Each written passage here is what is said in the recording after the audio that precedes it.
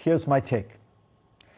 The most interesting outcome of the three-day summit between Vladimir Putin and Xi Jinping got limited media attention. Describing their talks, Putin said, "We are in favor of using the Chinese yuan for settlements between Russia and the countries of Asia, Africa, and Latin America." So, the world's second largest economy and its largest energy exporter are together actively trying to dent the dollar's dominance as the anchor of the international financial system. Will they succeed? The dollar is America's last surviving superpower. It gives Washington unrivaled economic and political muscle. It can slap sanctions on countries unilaterally, which frees that country out of large parts of the world economy.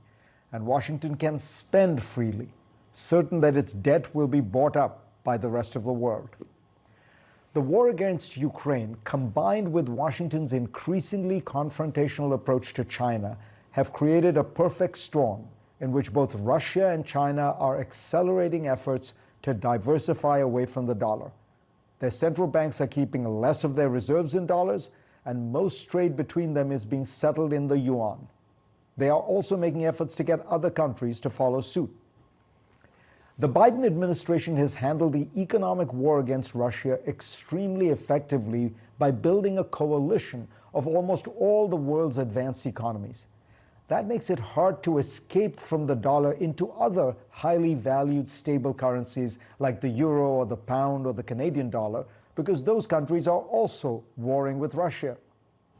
What might have been a sharper turning point for the dollar's role was Donald Trump's decision in May 2018 to pull out of the Iran nuclear deal.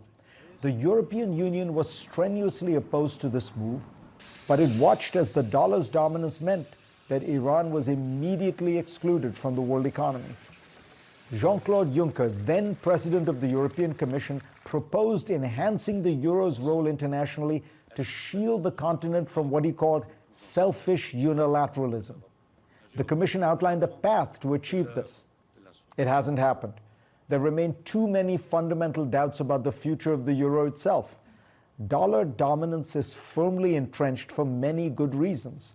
A globalized economy needs a single currency for ease and efficiency. The dollar is stable. You can buy and sell it anytime, and it's governed largely by the market and not the whims of a government. That's why China's efforts to expand the yuan's role internationally have not worked. Ironically, if Xi Jinping wanted to cause the greatest pain to America, he would liberalize his financial sector and make the yuan a true competitor to the dollar.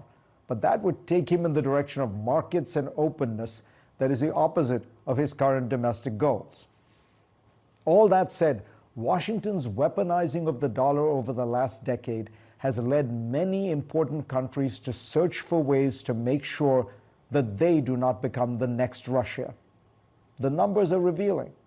The share of dollars in global central bank reserves has dropped from roughly 70% 20 years ago to less than 60% today and falling steadily. The Europeans and the Chinese are trying to build international payment systems outside the dollar-dominated SWIFT. Saudi Arabia has flirted with the idea of pricing its oil in yuan. India is settling most of its oil purchases from Russia in non-dollar currencies. Digital currencies might be another alternative, and in fact, China's central bank has created one. All of these alternatives add costs. But the last few years should have taught us that increasingly nations are willing to pay a price when they want political goals to trump economic ones. We keep searching for the single replacement for the dollar, and there will not be one. But could the currency suffer weakness by 1,000 cuts? That seems a more likely scenario. The author and investor Ruchir Sharma points out, right now, for the first time in my memory, we have an international financial crisis in which the dollar has been weakening rather than strengthening. I wonder if this is a sign of things to come. If it is, Americans should worry. I spoke last week about the bad geopolitical habits Washington has developed because of its unrivaled unipolar status. It's even more true economically. America's politicians have gotten very used to spending seemingly without any concern about deficits. public debt in America has risen almost fivefold, from roughly $6.5 trillion 20 years ago to $31.5 trillion today. The Fed has solved a series of financial crises by massively expanding its balance sheet, almost 12-fold, from around $730 billion 20 years ago to about $8.7 trillion today. All of this only works because of the dollar's unique status. If that were to wane, America will face a reckoning like none before.